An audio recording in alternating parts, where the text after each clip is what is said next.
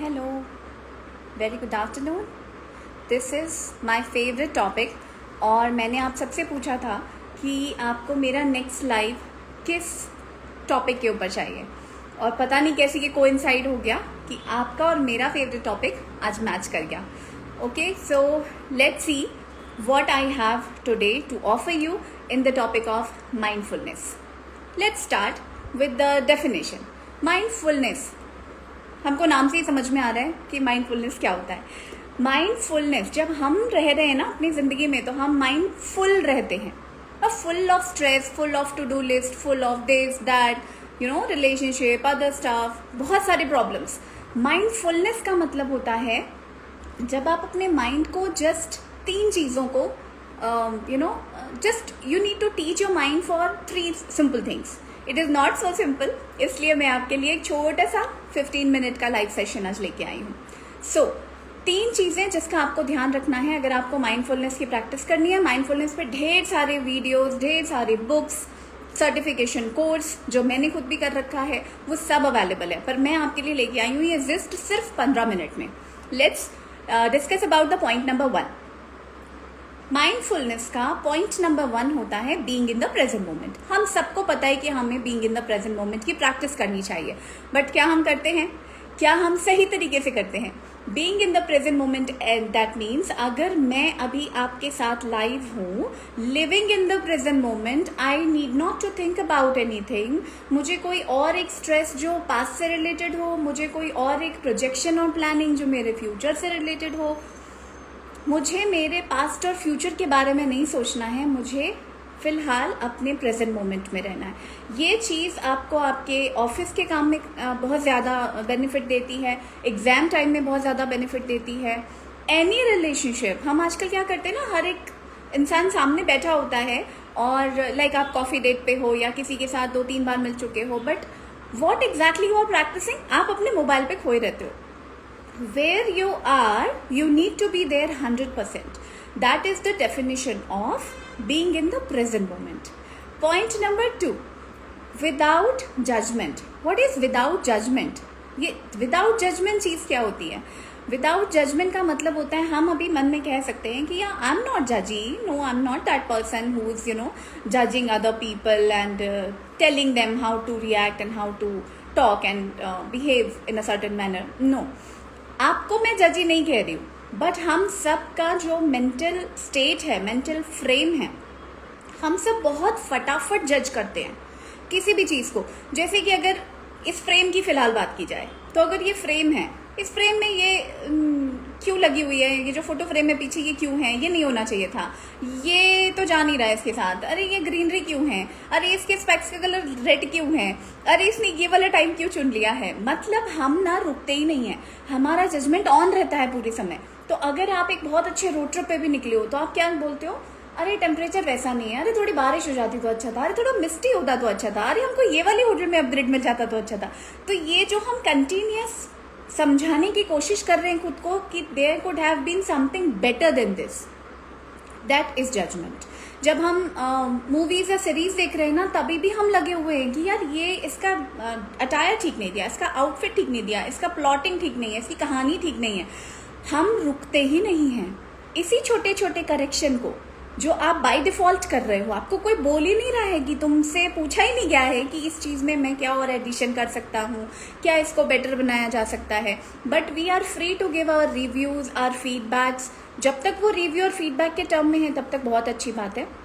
But अगर आप एक पेड़ के नीचे सिंपली बैठे हुए हो कि मुझे माइंडफुलनेस की प्रैक्टिस करनी है, मुझे फिलहाल और कुछ नहीं करना है, मैंने एक चीज़ की ट्रेनिंग ली है कि मुझे माइंडफुलनेस सीखनी है, तो if I am sitting under the tree, still your mind is searching for something to relate and judge about it. How?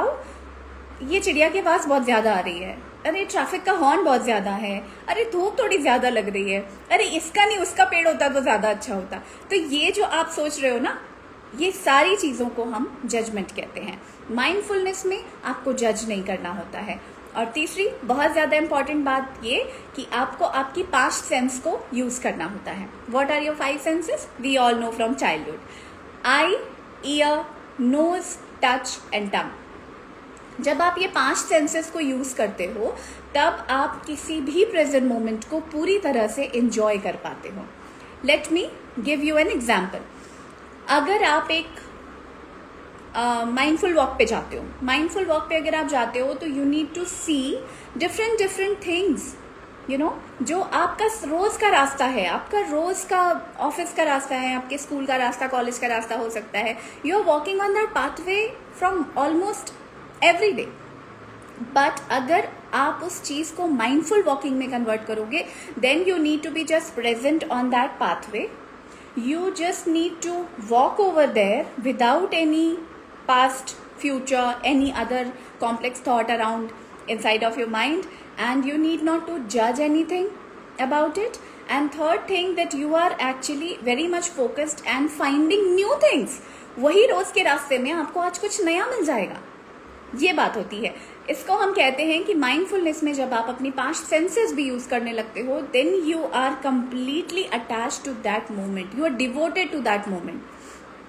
Year, how you need to do that if you are on a walk, mindful walk, how you will engage your ear for that. You need to focus कि कौन सा distant sound जो है वो आपको आ रहा है. Distant sound as in जो ट्रैफिक का नॉइज है उसकी हम बात नहीं कर रहे हैं यहाँ पे. कोई एक बर्ड चॉपिंग होगा जो बहुत पीछे से आवाज आ रही है, आपको बहुत हल्का सा जो साउंड है ना, आपको वहां ध्यान लगाना होता है. So you need to figure out 5 to 10 things, new things in your vicinity, that is eye. Ear, you need to listen to those distant sound. Third, nose, you need to try to smell something. Everywhere there is a particular smell, if not very intense, just in a moderate manner. But कोई भी ऐसी जगह नहीं होती है जहां पर कोई स्मेल ही ना हो, स्मेल लेस नहीं होता है कोई भी जगह. अगर आप माइंडफुल हो तो आप पकड़ लोगे कि इस चीज की खुशबू या इस चीज की फ्रेग्रेंस किस चीज से मिलती हुई है. You need to figure out what the smell of this surrounding is. Okay. Fourth thing is tongue. If you can touch something, or if you can taste something, like mindful eating में हम ये चीज करते हैं. I'll explain it a little later. Mindful eating में आप टंग का इस्तेमाल भी करते हो. और टच की अगर बात करें तो अगर आप सिंपल माइंडफुल वॉक पे गए हो तो आपको जो भी वहाँ आसपास की चीज़ें दिख सकती हैं, जैसे ग्रीनरी हो सकती है. You can, if you want to touch, if you are animal lover or something, you can touch a dog, you can touch a leaf, you can touch a butterfly. Anything or everything will touch in a different sense. It will give you a different tactile sensation altogether. Wood अलग तरीके से sense करेगा, glass की चीज़ें अलग तरीके से sense करती है, मेटालिक चीज़ें अलग सेंस करती हैं. So if you will be focusing that much, like if I'm talking about my iPod case, so this will be different. If I'm talking about my pencil, yeah, this would be different. If I'm talking about some papers, so yeah, the stationery is in the tactile organ, it will feel a little different. All and everything in your surrounding will give you a different tactile sensation. जब आप अपनी 5 senses को उस present moment के उस छोटे से काम पे लगाते हो, तब आप उस चीज के साथ पूरी तरह से डिवोशन में होते हो, आप सरेंडर्ड होते हो, आप क्वेश्चन नहीं कर रहे होते हो, और आप पूरी तरह से उस प्रेजेंट मोमेंट में घुल मिल जाते हो. जैसे हवा में एक चीज होती है ना, जैसे एक खुशबू होती है जो हवा में मिल जाती है, आप भी उसका एक पार्ट बन जाते हो, आप भी उस नेचर का एक बहुत ही इंडोमिटेबल पार्ट बन जाते हो. Now we need to understand कि ये करने में हमको कितना समय लगता है. अगर आपकी प्रैक्टिस अच्छी हो चुकी है तो आप ऐसे पहुंच सकते हो कहीं भी, मतलब 2 से 5 सेकेंड लगेगा आपको. You will be just closing your eyes and you can be anywhere. और आप फिजिकली भी कहीं कहीं प्रेजेंट होते हो बट प्रेजेंट नहीं होते हो ना. This is mindlessness. बट जब आप माइंडफुलनेस की प्रैक्टिस कर लेते हो तो आपको बहुत अच्छे से पता होता है कि कैसे मुझे अपनी इस मोमेंट, इस सराउंडिंग, इस जगह के साथ में अटैच फील करना है. ठीक है. सो ये हुई हमारी 3 इंपॉर्टेंट बातें. Now I am talking about 3 different techniques जो आपके एंग्जाइटी, पैनिक अटैक, डेली का जो आपका स्ट्रेस होता है, वर्क लाइफ बैलेंस के लिए जो आपको ज़रूरी होता है, वो चीज़ों में आप माइंडफुलनेस की प्रैक्टिस कैसे कर सकते हो. दोस्त 3 तो है ही है. अभी और क्या हम 3-4 टेक्निक्स कर सकते हैं जो बहुत आसान है रोज़ की लाइफ में. आप कहीं पे भी बैठ के कर सकते हो, इसके लिए आपको कोई मेडिटेटिव पोजीशन लेने की ज़रूरत नहीं होती है. So point number 1, you can do the box breathing. Box breathing is something you need to inhale 4 seconds, exhale in 4 seconds, and then again inhale in 4 seconds and exhale in 4 seconds. Okay, how this will go? You need to create a box, imaginary box. अगर आपके सामने कोई नहीं है तो आप ये box हाथ से ऐसे बना सकते हो, बट अगर आप कहीं ऐसी जगह हो जहाँ पे आपको कोई देखेगा, जज करेगा, जैसे मैंने आपको पहले बताया, तो अगर वैसा लग रहा है कि हाँ कोई मुझे देखेगा और मुझे सोचेगा कि ये क्या पागल है क्या, ये क्या हरकतें कर रही है, तो अगर आपको लग रहा है कि कोई देख सकता है तो आप इमेजिनरी बॉक्स बनाओ. Like you need to just imagine that there is a box going on in front of you. ठीक है. सो अगर कोई नहीं है तब की प्रैक्टिस हम कैसे करते हैं? Inhale in 4 second. Inhale, exhale, again inhale, again exhale, like that. If you will be just making a simple 4x4 box and breathe accordingly, your mind is suddenly distracted. You cannot think 2 things at a time inside of your mind. आप एक समय पे 2 चीजें नहीं सोच सकते हो. तो जब आप पैनिक हो रहे होते हो या जब आपको एंग्जाइटी हो रही होती है, किसी भी चीज का स्ट्रेस हो रहा होता है, तो आपको सबसे पहली जो चीज करनी है वो क्या है? अपने दिमाग को आपको डिस्ट्रैक्शन में लेके जाना है कि चीजें ठीक हैं. जब आप उसको वहां से हटा के कहीं और प्लग इन कर देते हो ना, तो उसके पास नई एनर्जी आ जाती है. Box breathing will help you in that thing. Now, second thing is EFT. You can actually practice emotional freedom tapping. That's a separate thing, separate course. कभी टाइम मिलेगा तो मैं उसके ऊपर भी आपके लिए लाइव सेशन करूंगी. So now the thing is, EFT में हम टैपिंग करते हैं. There are particular places where you need to tap to calm yourself down, to release your anxiety. थोड़ा सा आपके पैनिक से आपको वो थोड़ी देर के लिए फ्री करता है. बट आपको ये समझना है कि ये जो प्रैक्टिस होती है ना, ये किसी के गाइडेंस में करनी है. मतलब आप अगर कहीं यूट्यूब में या बुक से देख करके सीखते हो, ये चीजें जो है ना, ये पैरासिम्पैथेटिक सिस्टम से रिलेटेड होती हैं. आप जहाँ पे टैपिंग कर रहे हो वो एक्चुअली में थर्ड आई है, तो आप थर्ड आई को जस्ट ऐसे ही टैपिंग नहीं कर सकते हो. तो you just need to be aware, you just need to take a proper guidance. आप इसको ऐसे ही कभी भी नहीं कर सकते हो.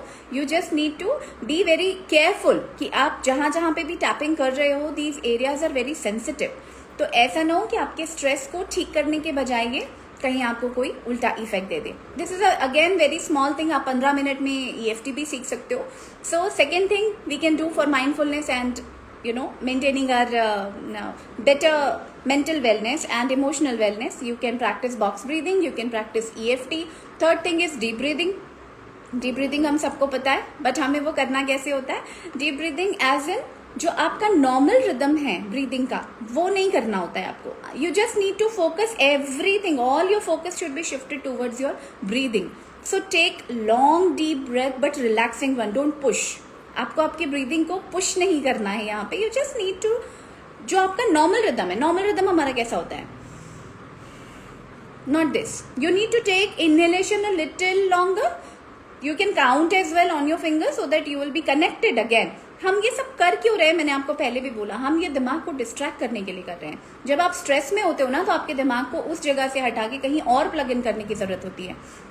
तो जब आप प्लग इन हटा के कहीं और अपना दिमाग लगाते हो, तब आपका दिमाग रिलैक्स फील करता है. And once you are relax, you can actually do much better. Okay. And third thing is, हम इस डीप ब्रीदिंग या किसी भी ब्रीदिंग के रिदम को आर्ट थेरेपी के साथ भी कनेक्ट करते हैं. जब हम इसको आर्ट थेरेपी के साथ कनेक्ट करते हैं, I just show you how to do it. Okay, just 1 second. या, just a moment. So once you will be doing the deep breathing practice, you just need to create a wave like that. So if you are inhaling, it should go like that. So if you are doing the art therapy session here, I would have told you to आपको seconds में count भी करना है, और आपका inhale और exhale का जो ग्राफ बन रहा है ना, आप आंखें बंद रखते हो और deep breathing start करते हो, and your pencil will go like this.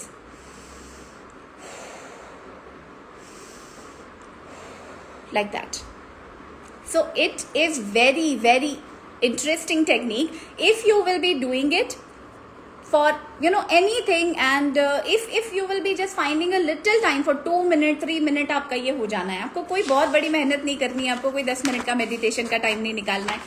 Again सबसे बड़ी और इंटरेस्टिंग बात ये होती है कि आपको इसके लिए कोई पर्टिकुलर टाइम भी नहीं देना है कि इसको मॉर्निंग में ही करते हैं कि सोने से पहले ही करते हैं, ऐसा कुछ भी नहीं है। माइंडफुलनेस की बहुत सी टेक्निक्स होती हैं। वो टेक्निक है mindful eating, mindful walk, mindful T और माइंडफुल शावर। कैसे करते हैं ये? अगेन आप जिस भी टेक्निक में हो, मान लो आप माइंडफुल शावर में हो तो you just need to be present in that particular moment. Second thing, you need to again engage all your five senses there. You need to see, if I'm eating an apple, I need to see that apple, touch that apple, how firm it is. मतलब सीधे,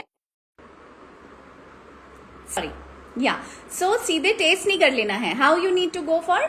First you need to see, then you need to check how firm it is with the firmness, with the touching. Then once you will be biting it, there will be a sound. Okay, and taste का number सबसे last में आता है. You need to smell it, how juicy it is. The green apple would give you a different smell. The red one will give you a different fragrance, like that. 5 senses को आपको यहाँ पे use करना होता है. Now, if you will be taking mindful eating, if you will be taking shower, if you will be taking mindful tea, that means जब वो पानी में जब पत्तियाँ जा रही होती हैं, आप इलायची या लौंग डाल रहे होते हो या मसाला चाय का एक प्रिपरेशन कर रहे होते हो, तो वो जो अरोमा है वो आपको फील करनी होती है. And you just need to be present in that moment. ऐसा नहीं कि जब आपने चाय बनाई है, कॉफी ब्रू हो रही है और आप, हाँ जब तक कॉफी बन जाती है मैं ये कर लेती हूँ. हाँ, वो आपके रोज की लाइफ का काम है, वो आपको करना है ऑफकोर्स, ठीक है. You need to do your, manage your to do list. But जब आपको माइंडफुलनेस प्रैक्टिस करनी है ना, तब आपको मल्टीटास्किंग नहीं करनी है. पॉइंट टू बी नोटेड, ठीक है.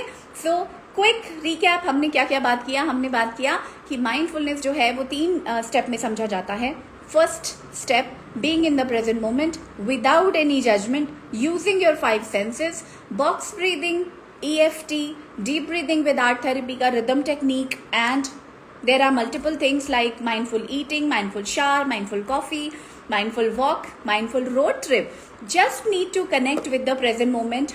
All your senses would be, devoted to that particular thing where you are right now. And there would be no judgment. That is called mindfulness. So I have tried my best to cover it up in just 15-16 minutes. So if you can just, involve it in your day-to-day life, it will calm your mind like anything. अगर आप इसकी practice 1 हफ्ते भी कर लेते हो तो you will be finding yourself as a different person altogether. आप अपना 2.0 वर्जन इमेजिन कर सकते हो. बहुत ही calm down और बहुत ही relaxed टेक्निक्स होती हैं ये. So try it out, and if you have any doubt, if you will be having any concern or queries regarding, you can just drop me a message. I am just a message away. Take care. Bye bye.